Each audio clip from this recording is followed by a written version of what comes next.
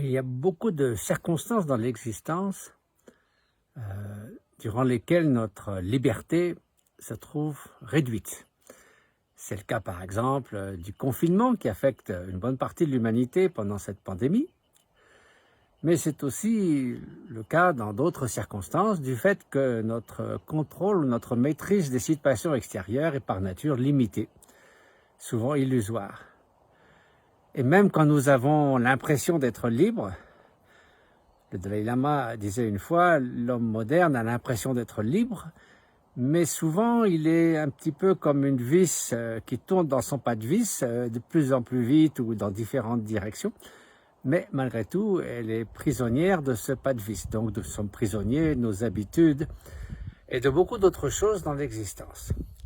D'un autre côté, si on imagine que la liberté extérieure, ça serait de faire tout ce qui nous passe par la tête sans que personne ne trouve rien à y redire, ça marche, la société ne pourrait pas fonctionner, et de plus nous serions pas vraiment libres, puisque nous serions en fait l'esclave de tous nos désirs, de nos passions, de tout ce qui nous passe par la tête, en fait l'esclave de nos propres pensées. Donc certes, nous devons faire la conquête de notre liberté pour pouvoir poursuivre ce qui compte pour nous dans l'existence, accomplir nos aspirations les plus chères, sans aucun doute. Et c'est une des grandes conquêtes de l'âge moderne que la Déclaration universelle des droits de l'homme, la démocratie, le droit d'opinion, etc.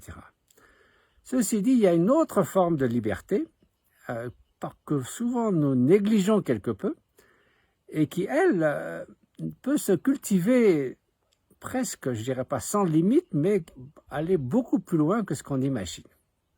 Et ça, c'est la liberté intérieure. Qu'est-ce que ça peut bien vouloir dire? Tout d'abord, sommes-nous libres intérieurement? C'est-à-dire, est-ce que notre esprit est vraiment libre? Généralement, nous répondrons bien sûr que non. Nous sommes conditionnés par nos habitudes, par nos penchants, par les émotions qui surgissent soudainement en notre esprit, par nos traits de caractère, notre tempérament, et aussi, bien sûr, les circonstances extérieures qui induisent des états mentaux très divers. Ceci dit, c'est quand même notre esprit qui, du matin au soir, traduit ces circonstances extérieures en bien-être ou en mal-être. Et donc, si nous pouvions un tant soit peu transformer la façon dont notre esprit fait l'expérience des choses, si nous avions un degré de liberté plus vaste quant à la manière de faire l'expérience de ce qui nous arrive, eh bien, on gagnerait en liberté intérieure. Il faut reconnaître que souvent, nous sommes extrêmement vulnérables aux pensées qui surgissent. Comment a-t-il osé faire ceci? Pourquoi moi? Pourquoi pas moi? Et une petite pensée devient 2, devient 4, devient 16, envahit l'espace de notre paysage intérieur et nous sommes l'esclave de nos propres enchaînements mentaux. Ce n'est pas une situation tout à fait désirable parce que à ce moment-là, nous agissons de manière impulsive, nous ne sommes plus maîtres de notre esprit. Alors, est-ce que maîtrise de l'esprit et liberté sont-ils aux antipodes, sont-ils opposés ou au contraire synonymes? Prenez l'exemple d'un marin expérimenté. Est-ce que la liberté pour ce marin, c'est de lâcher la barre du bateau, de ne pas régler les voiles et de laisser le bateau dériver au gré des vents, des courants? Ça pourrait être la liberté de ceux qui se disent moi, tout ce que je ressens, tout ce qui me vient par l'esprit, la liberté, c'est de suivre ce que mes pensées me dictent. Mais la vraie liberté du marin, c'est de prendre la barre du bateau, c'est de régler les voiles, c'est de regarder son compas et de naviguer vers l'île ou la destination qu'il a choisie. Et la maîtrise du bateau et la liberté du marin. Donc, une forme de maîtrise de notre esprit qui n'est pas une maîtrise contraignante comme d'enchaîner notre esprit pour qu'il ne réagisse plus, qu'il ne court plus après toutes les pensées. Ce n'est pas du tout ça la vraie liberté. La vraie liberté, c'est d'avoir un esprit suffisamment vaste, suffisamment clair, suffisamment stable, suffisamment limpide, suffisamment libre de sorte que quand une pensée surgit, elle va, au moment où elle surgit, se défaire par elle-même, sans nous asservir. Donc, libérer les pensées au moment où elles surviennent et les laisser passer un peu comme un oiseau qui passe au travers du ciel sans laisser de traces.